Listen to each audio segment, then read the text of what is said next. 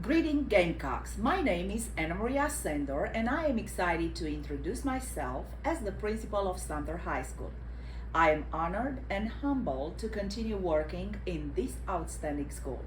On behalf of the faculty and staff at Sumter High School, students, we welcome you to the new school year. Our school offers more than 100 course selections and numerous opportunities for extracurricular, scholastic, and athletic involvement. Together, we will build upon Sumter High School's successes and achieve the goals of providing challenging, meaningful, and engaging learning experiences. We will ensure that our students leave high schools with the academic and functional skills necessary to excel in a globally competitive society. We provide an atmosphere of high expectation and safe environment of genuine respect, along with opportunities for all students to enjoy their high school years. As a school community, we need to work together to guide our students into college and career readiness. We emailed and post on our website a parent-student handbook, the new code of conduct, and a few policies that all of you must be aware of, such as dress code policy, grading policy, and others. The Sumter High School faculty and staff hope that this school year will be both productive and enjoyable. We are here to help you, to support you, and to guide you, but your ultimate success rests with you and your commitment. You have to build your future. Please take advantage of all the opportunities Sumter High School offers. Always exhibit Gamecock greatness in all that you do. Learners today, leaders tomorrow, Gamecocks forever. Go Gamecocks! Hello, I'm Mr. Bradley, Assistant Principal, And I'm Ms. Armstrong, School Counselor. and we are responsible for students with the last names U through Z, as well as AVID, IB, and AP. Hello, I am Ms. Brunson, Assistant Principal, And I'm Marie Buffet, Director of Programs at Sumter High, and we assist with a variety of programs here. such as the International Baccalaureate, Advanced Placement, AVID, Dual Enrollment, and Special Services. To ensure a successful year for all students. Hello, Gamecocks. I am Mr. Hawkins, Assistant Principal. And I am Ms. Pringle, School Counselor. Our caseloads are K through M. Greetings, Gamecocks. I am Dr. Gregory Jones, Assistant Principal, And I'm Ms. Williams, School Counselor. and we service students with the last names beginning Q, R, S, and T. Gamecocks. I am Mr. Lyde, one of the assistant principals, And I am Dr. Jennifer Levy Gadsden, School Counselor. and we service students with last names beginning with G through J. Greetings, my name is Mrs. Mitchell and I'm an assistant principal. And I'm Ms. Jackson, school counselor, and we service students with the last names A and C through F. Greetings, I'm Ms. Scriven, Assistant Principal, and I'm Ms. King, School Counselor. Our caseloads are B, N, O, and P. Hello, Sumter High. I'm Coach Craston Davis, your athletic director. I'm here to enhance your student experience through athletics. Let's go Gamecocks. Welcome, parents, guardians, and students. I am LaShawn Isaac, attendance clerk, serving students' last name letters beginning with A through L. And my name is Nicolette Witherspoon. I will be serving students' last names beginning with the letters M through Z. Hi, I'm Lisa Carter, and I'm the career specialist for the 12th graders. Hi, I'm Joyce Johnson. I'm the career specialist for the 11th graders. I'm Zakeem Jackson, and I will be serving the 10th graders. And Miss Parker is not here today, and she's the 9th grade career specialist. And we're your career specialists for this year. Go Gamecocks! Hello, Gamecocks. I'm Mr. Hawkins, Assistant Principal. Student IDs are a primary focus for us this school year. If you lose your ID or misplace your ID, it can be replaced with a sticker ID for $1 and a replacement ID for $10. South Carolina state law states that all students must attend school for at least 170 of the 180 school days in order to achieve credit or to earn credit. Students may miss 10 days from a year-long course, 5 days from a semester course, 3 days from a quarter course. Parent notes are excusable, but only 10 parent notes are allowed per school year. Have a great year, Gamecocks. Sumter School District Code of Conduct, Category 1, Disorderly Conduct Offenses. These are offenses which disrupt the school and instructional environment. If you bring your attention to the category offenses, you will notice that aiding others, cheating, confrontation, altercation, cutting activity, cutting class, detention violation, dishonesty, gambling, and horseplay all have the same first consequence, which is parental contact and school counsel referral along with ISS. Other offenses which fall in this category are dress code violations as well as driving violations. Bus violations are Category 1 offenses which will result in parental contact, warning, and suspension from the school bus. Category 1 offenses continue. I will give you the offense along with the consequences that follow. Inappropriate affection, inappropriate behavior, inappropriate language towards students all carry the same consequence. First consequence, parent contact, school counselor referral, 1 to 5 days ISS. Second offense, parent conference, 1 to 5 days out of school suspension and an intervention plan. Third offense, parent conference, 5 days out of school suspension and a pre-expulsion notification. Fourth offense, recommendation for expulsion. Larceny, theft, less than $50, and refusal to obey, defiant, all carry the same consequence. First offense, parent contact, school counselor referral, and 3 to 5 days ISS. Second offense, parent conference, 3 to 5 days out of school suspension, and an intervention plan. Third offense, parent conference, 5 days out of school suspension, pre-expulsion notification. Fourth offense, recommendation for expulsion. Loitering and obscene gesture towards another student all carry the same consequence. First offense, parent contact, school counselor referral, 3 to 5 days ISS. Second offense, parent conference, 1 to 5 days out of school suspension and an intervention plan. Third offense, parent conference, 5 days out of school suspension and a pre-expulsion notification. Fourth offense, recommendation for expulsion. Off limits and tardy carry the same consequence. First offense, parent contact, school counselor referral, and 1 to 5 days ISS. Second offense, parent conference, 1 to 5 days out of school suspension, and an intervention plan. Third offense, parent conference, 5 days out of school suspension, and a pre-expulsion notification. Fourth offense, recommendation for expulsion. Property misuse and unauthorized use of an electronic device carry the same consequence. First offense, parent contact, and 3 to 5 days ISS. Second offense, parent conference, intervention plan, and 1 to 5 days out of school suspension. Third offense, parent conference, 5 days out of school suspension, and a pre-expulsion notification. Fourth offense, recommendation for expulsion. Running, first offense, warning. Second offense, parent contact, 3 days ISS. Third offense, parent conference, 1 to 3 days out of school suspension, and an intervention plan. Fourth offense, parent conference, and 5 days out of school suspension.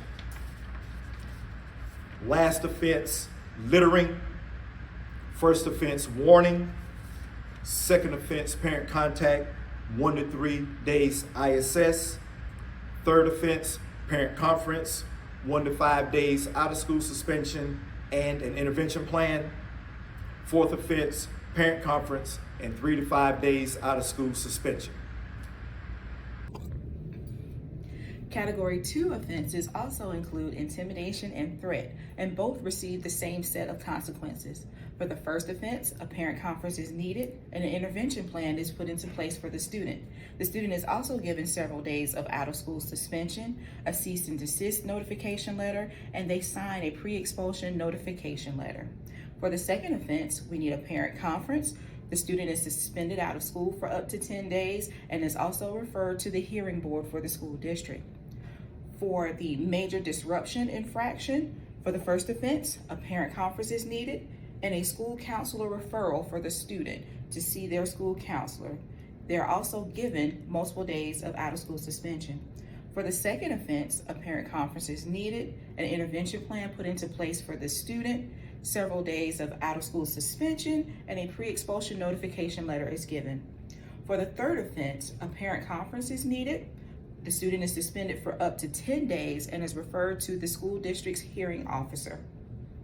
For all other behavior infractions in Category 2, to include larceny, theft, leaving school, obscene gesture towards an adult, other offenses minor which impede the health or safety concerns of the school, profanity towards a student or an adult, throwing objects, a tobacco violation, trespassing, and vandalism.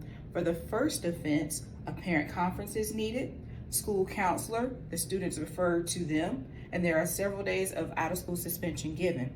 For the second offense, a parent conference is needed and an intervention plan is put into place for the student along with several days of out-of-school suspension.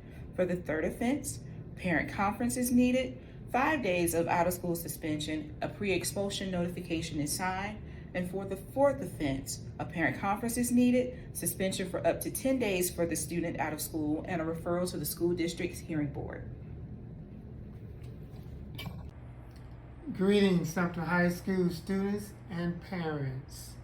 My name is Dr. Jones, and I'm going to present to you today a portion of the Sumter High School Code of Conduct, specifically the offenses labeled as Category 2. Category 2 offenses are identified as those activities engaged in by students which are directed against persons or property and the consequences of which tend to endanger the health or safety of oneself or others at the school. These consequences, these particular offenses are the offenses for which one is most likely to be suspended from school. They include bite, pinch, spit, bullying, computer violations, and such. And what I like to do today for you is to kind of categorize them so that you will be clear of what is expected of your behavior. For example, an out-of-school suspension for offenses for bite, pinch, spit, bullying, cyberbullying, fighting, and harassment. They carry an automatic 5-day suspension. I repeat, biting, pinching, spitting, bullying, cyberbullying, fighting, and harassment. And what these do is on the first offense you get 5 days out of school. On the second offense, then you will be put up for expulsion. No questions asked.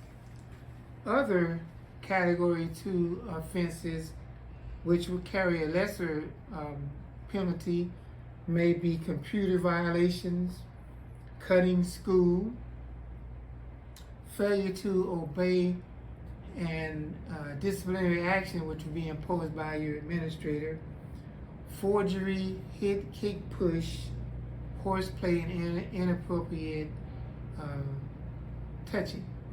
These carry a 1 to 3 day out of school suspension for the first offense. The second offense you will get 3 to 5 days out of school suspension, and the third offense will carry an expulsion.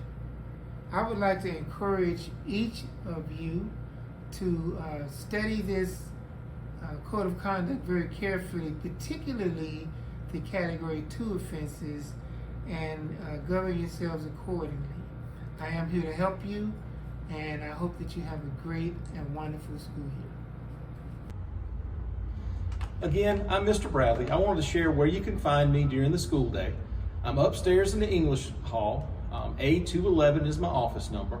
Anytime that you need something, make sure you come by, or you can stop me when you see me around the building or in the commons area during lunch, or in the back parking lot, since I take care of the student parking lot. I'm actually here to talk to you about Category 3 offenses with the Sumter School District Code of Student Conduct. And Category 3 offenses are considered to be criminal conduct offenses, and they're described as activities engaged in by students which result in violence to oneself or another person's property, or which pose a direct and serious threat to the safety of oneself or others in the school. Some examples of Category 3 offenses are aggravated assault, alcohol and liquor violations, arson, bomb threats, burglary, contraband, any type of drug offense, whether it be possession, usage, or distribution, pulling fire alarms, being in possession or using fireworks on school grounds, any type of sexual offense, whether it be forced, unforced, or mutual, sexual harassment, gang activity, indecent exposure, being in possession of pornography, including images on your phone, robbery, simple assault, and weapons possession. There are some other categories that I want to make sure that I also point out to you.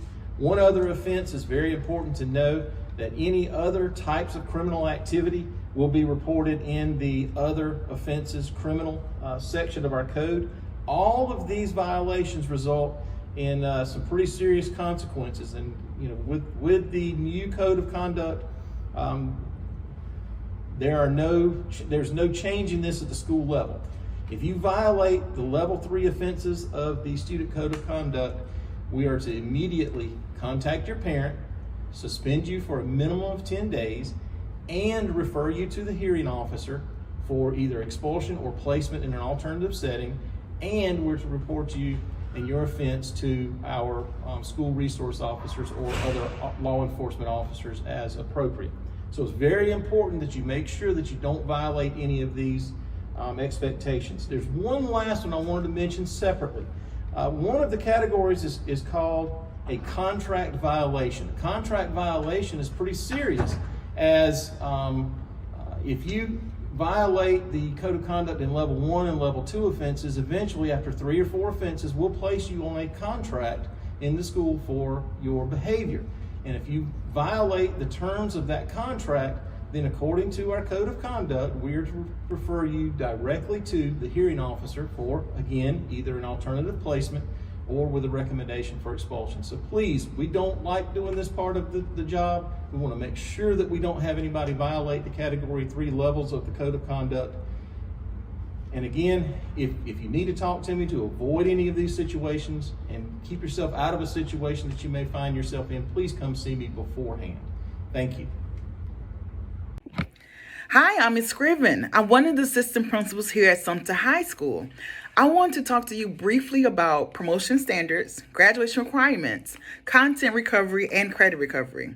Now, for promotion standards, in order to move from 9th to 10th grade, you must earn 5 units of credit. Of those 5 units of credit, 1 must be an English course, 1 must be a math course. For moving from 10th to 11th grade, you must earn a total of 10 units of credit. Of those 10 units of credit, 2 must be math, 2 must be English. Now, moving from 11th to 12th grade, being promoted to a senior, you must earn a total of 17 units of credit. 3 English, 3 math are required to meet that requirement. Also, as a senior, you must demonstrate proficiency in keyboard and computer literacy. And that takes me to the 24 credits you need for graduation. I'm going to do a quick rundown of those credits. You're going to need 4 units of English, 4 for math, 3 of science. You're going to need to take U.S. history, government and econ, which is usually taken in your senior year, 1 of the social study elective, PE or JROTC, 1 unit of world language or a K course, 6.5 electives, and a half a credit of personal finance. That will earn you your 24 credits for graduation. Now, I'm talking about content and credit recovery. Let's say you're not doing so well in the classes that you're enrolled in. If you're still currently in the class, you can do content recovery. Content recovery is when you will retake one of the units that you failed during that course. Teachers will give you a timeline for when that work should be completed to take that assessment or to do that course of study again. Once that's done, your grades should improve for that class. For credit recovery, it's some requirements for it. You must have failed the course, and your grade must be within the range of 50 to 59. If your grade falls within that range, you will complete an application, and then you will end up being placed into Apex to complete credit recovery. Once you're done with credit recovery and you met the requirement for it, you would then end up with a 60 as your final grade and a P for passing. That will be noted on your transcript. So that's the difference between content and credit recovery. Content takes place during the course. Credit recovery is once you fail the course, you can then be enrolled in Apex if your grade falls between a 50 and a 59. But let's go ahead and pass all 8 classes that you're taking each year.